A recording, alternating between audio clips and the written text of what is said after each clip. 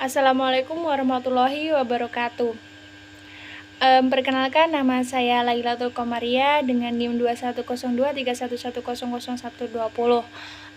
Saya dari Prodi Ekonomi Pembangunan. Saya ingin mempresentasikan tugas Tafakufidin yang terakhir, yaitu angkatan 2021,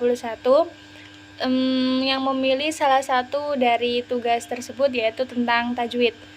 Tajwid sendiri secara harfiah bermakna melakukan sesuatu dengan elok dan indah atau bagus dan membaguskan.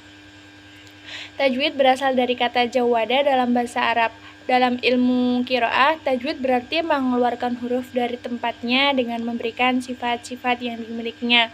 Kemudian untuk selanjutnya saya akan membahas yang lebih dalam tentang hukum bacaan tajwid dalam Al-Quran. Seperti yang pertama itu hukum bacaan non mati dan tanwin. Apabila ada hukum bacaan non mati atau tanwin bertemu dengan huruf hijaiyah, itu dibagi menjadi 4. Yang pertama yaitu idhar, yang kedua idgham, yang ketiga adalah iklab, yang keempat adalah ikhfa. Idhar adalah bacaannya apabila ada nun mati atau tanwin bertemu dengan 6 huruf hijaiyah, yaitu hamzah, ha, ho, ain, ghin. Nah, contoh kalimatnya yaitu seperti di sini, yang tertera di sini. Yang dimana ya? Ini. Man khofat. Kemudian narun hamiyah. Kemudian yang contoh ketiga yaitu man amanah. Nah, cara membacanya itu harus jelas dan terang. Tidak boleh ada memantul pun, samar pun itu tidak boleh. Dan kemudian bacaan yang kedua yaitu idgham. Idgham sendiri itu terbagi menjadi 2, yaitu idgham biguna dan idgham bila guna. Idgham biguna yaitu apabila ada nun mati atau tanwin bertemu dengan huruf 4 dari hijaiyah, yaitu yang biasa disingkat dengan yanmu, ya, nun, mim, wawu. Terus contoh bacaan idgham biguna itu seperti di sini. Famayyamal, terus amilatun naswibah. Nah, itu cara membacanya itu harus mendengung. Ya, harus mendengung. Yang kemudian bacaan selanjutnya yaitu bacaan idgham bila guna. Bacaan idgham bila guna sendiri itu ada 2 huruf, yaitu lam dan ro. Kemudian contohnya ini, ya umma idil lil mukadzibin. Nah, itu harus masuk gitu membacanya gitu. Kemudian iklab. Iklab adalah suatu bacaan yang apabila ada nun mati atau tanwin bertemu dengan satu huruf hijaiyah, yaitu ba. Lah, contoh kalimatnya yaitu layum badanna. Nah, nunnya tuh diganti kayak jadi mim gitu loh. Nah, itu harus memantul jadi layum badanna. Nah, gitu. Untuk yang contoh selanjutnya dari pembacaan ikhfa, yaitu apabila ada nun mati atau tanwin bertemu dengan 15 dari huruf hijaiyah, yaitu ta, tha, jim, dal, za, sin, shin, shod, do, to, go, fa, kof, kaf.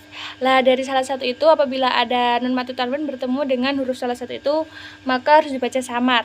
Kemudian contoh bacaan kalimatnya yaitu kutubung qayyimah, fangsurna ang sabilah. Nah, itu membacanya tuh harus samar gitu. Kemudian saya akan membahas hukum bacaan yang selanjutnya, yaitu hukum bacaan yang apabila ada huruf hijaiyah yang bertemu dengan apabila ada mim sukun yang bertemu dengan huruf hijaiyah, yaitu yang ada 3 ya, yaitu idhar safawi, ikhfa safawi, dan idgham mimi. Kita bahas dulu yang ikhfa safawi dulu, yang kayak di sini. yang kayak di sini. Lah, ikhfa shafawi sendiri yaitu apabila ada mim sukun bertemu dengan satu huruf hijaiyah yaitu ba. Ini kan kebalikannya dari iklab ya. Nah, kalau di sini ikhfa ini mim mati ketemu ba, jadinya tuh kayak contoh kalimatnya yaitu tarmihim bihijarah. Nah, cara membacanya tuh samar disertai dengung gitu. Kemudian bacaan yang selanjutnya yaitu idgham mimmi. Idgham mimmi itu apabila ada mim mati bertemu dengan mim. Contoh kalimatnya yaitu at'amahum min ju'in. Nah, cara membacanya tuh lebur disertai dengung. Kemudian bacaan yang terakhir yaitu idhar shafawi, yaitu apabila ada mim mati bertemu dengan huruf selain mim dan ba, yaitu contoh bacaan kalimatnya itu alhamdu alam yaj'al. Nah, itu tuh harus jelas gitu, alam yaj'al gitu, gak boleh mendengung gitu. Terus tentang bab nun dan mim tasjid, yaitu kayak guna mim dan guna nun. Contoh kayak kita contohnya yaitu thumma, terus inna. Lah, kayak kalau ada apa namanya ada huruf nun atau mim yang bertasjid, nah itu termasuk bacaan guna gitu teman-teman. Kemudian lafaz jalalah, kita bahas yang bab lafaz jalalah, yaitu terbagi menjadi dua, yaitu ada tafkhim dan tarkik. Tafkhim itu tebal dan tarkik itu tipis. Tafkhim itu apabila ada lafaz jalalah yang didahului huruf yang apabila gimana ya? Lafaz jalalah itu kan terbagi menjadi dua, yaitu tafkhim dan tarkik.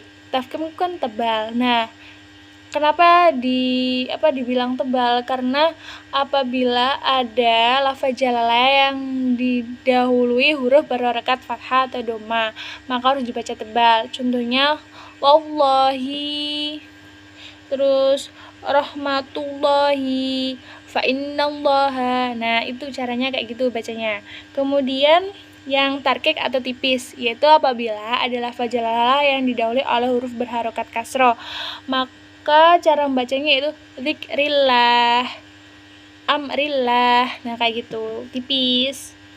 Kemudian udah ya, sampai sini aja. Terima kasih. Sekian dari saya, semoga bisa bermanfaat.